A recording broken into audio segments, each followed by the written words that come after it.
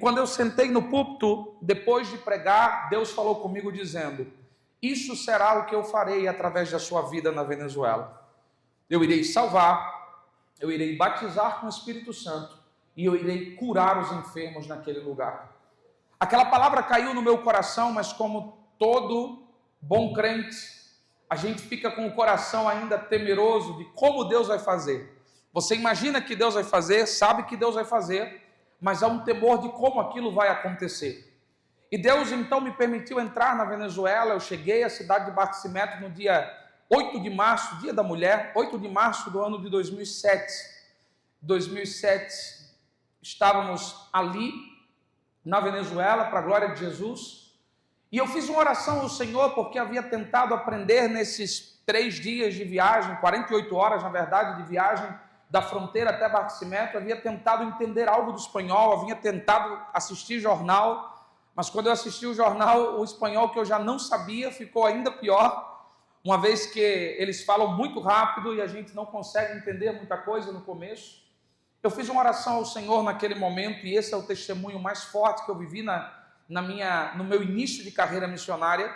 Eu disse ao Senhor: Senhor, Tu és o Deus que em Babel confundistes as línguas. O Senhor é o Criador de todos os idiomas. Não te custa me dar o espanhol, para que eu possa fazer bem a Tua obra aqui na Venezuela. Eu orei na quinta-feira, dia 8 de março, dormi, esqueci da oração, e no sábado, no dia do culto, a igreja estava cheia para o culto de recepção, e naquele momento da pregação, o pastor José dos Santos Lira, que já dorme com o Senhor, um pai, um pastor que me recebeu e me ensinou muito sobre missões, quando chegou o momento da palavra, ele simplesmente disse: vamos ouvir a palavra, me entregou o microfone e sentou.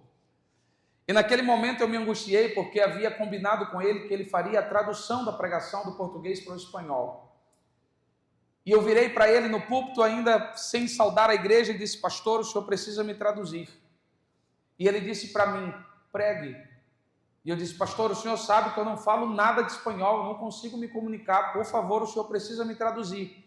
E ele já era um senhor de idade, um pouco bravo, nordestino, olhou para mim e disse: prega, rapaz.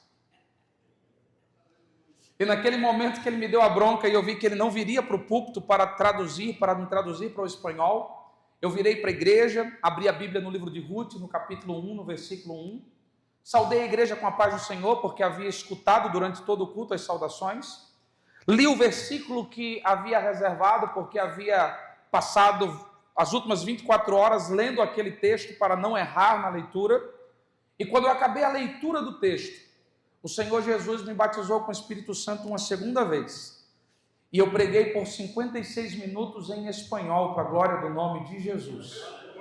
E naquela noite, após a pregação, como confirmação de que o milagre havia acontecido, porque eu sabia que estava falando em línguas, eu sabia que estava pregando em espanhol, mas sabia que era um milagre sobrenatural, então não estava entendendo muito o que estava falando naquele momento.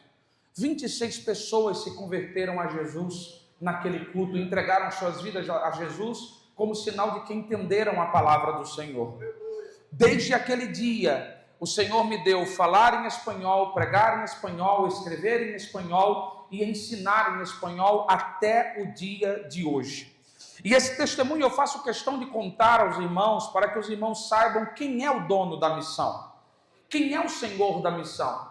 Muitas vezes nós medimos a obra missionária por aquilo que nós somos, por aquilo que nós temos e por aquilo que nós pensamos.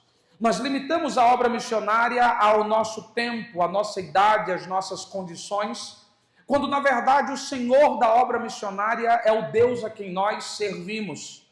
E quando eu sentei, depois de pregar 56 minutos em espanhol, Deus falou comigo dizendo: o maior interessado na sua chamada missionária sou eu.